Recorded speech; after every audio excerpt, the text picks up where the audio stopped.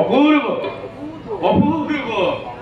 বাবা মায়ের প্রতি তোমার অশেষ শ্রদ্ধা ভক্তি দেখে আমায় দারুণ ভাবে মুগ্ধ করেছে বাবাজি।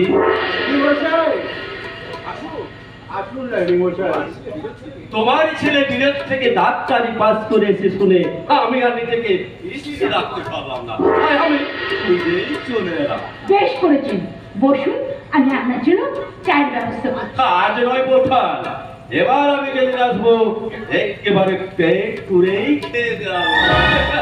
কিন্তু আপনাকে তো চিনতে পারলাম না। চিনিতে কেমন করে বাবাজি?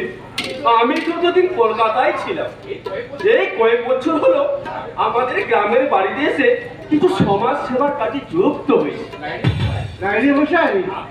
আপনি তো এখানকার অনেক বড় নেতা, এই গ্রামে একটা হাসপাতাল করে দিন না, যে হাসপাতালে আমার কল্যাণ, ডাক্তারি করবেন, গ্রামের মানুষের অনেক উপকার হবে।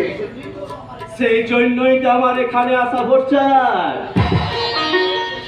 কল্যাণী বাবাজিকে আমার বাড়িতে নিয়ে গিয়ে এই বিষয়ে একটু আলোচনা করার প্রয়োজন আছে।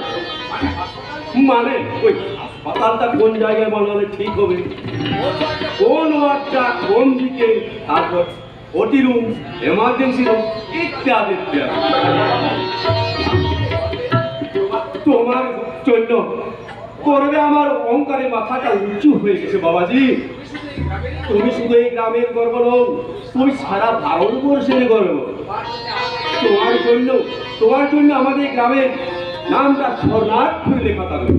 আমি আপনাদের আশীর্বাদে কাছে তাহলে তাহলে কথা দাও বাবাজি, শুধুমাত্র আমন্ত্রণের জন্য নয়, তুমি যেন আমার নিমন্ত্রণের জন্যই আমার বাড়িতে আসবে। কথা দাও বাবাজি। আমি আপনাকে কথা দিলাম রাহিনী মশাই, আপনার আমন্ত্রণ রক্ষা করতে কল্যাণ কালই আপনার বাড়ি যাবে। ধন্যবাদ ভরসা।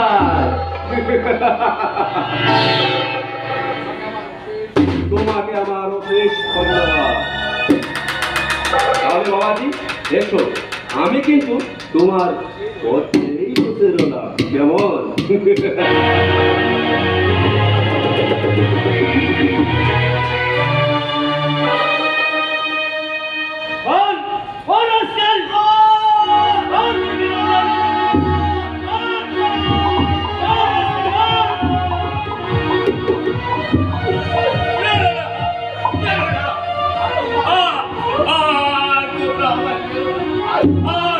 আর কখন আমি তোমাদের খাবারে কখনো ওই দামি দামি খাবারের দিকে নজর দিব না, কখনো না।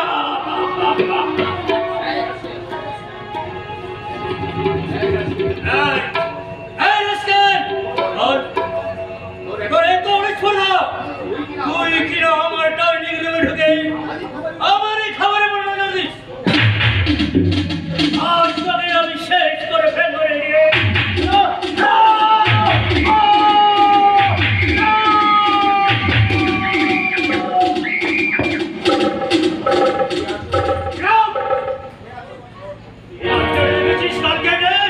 না দাদা না, এই ওষুধ নিশ্চয় বাঁচাতে পারবে। কি অশোক, এই সময় এখানে কেন এসেছিস? তবে অধঃপতনের অভিশাপ থেকে রক্ষা করছো দাদা। দুর্যোধনের একার পাপে কুরুবংশ ধ্বংস হয়েছিল। মহাপাপের গ্রাস থেকে তার একশত ভয়ে একজনও রক্ষা পায়নি। তার তোকে দেখে আমার ভয় হয় দাদা, তোর এই সীমাহীন পাপের অংশ নিয়ে আমাকেও যেন না মরতে হয়।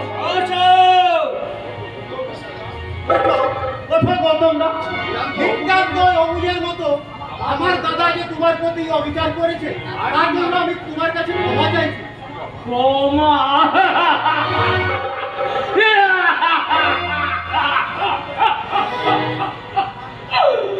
আমার মতো একটা নিষ্কৃত জীবের ক্ষমায় কি আসে যায় ভাই?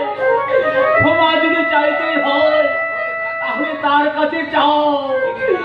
দিবানিশি বসে বসে তোমার দাদার পাপ পুণ্যের হিসাব কষে চলেছেন, মহাকালের পাতায় পাতায় লিখে চলেছেন এই সব বিষাদ আসর নামের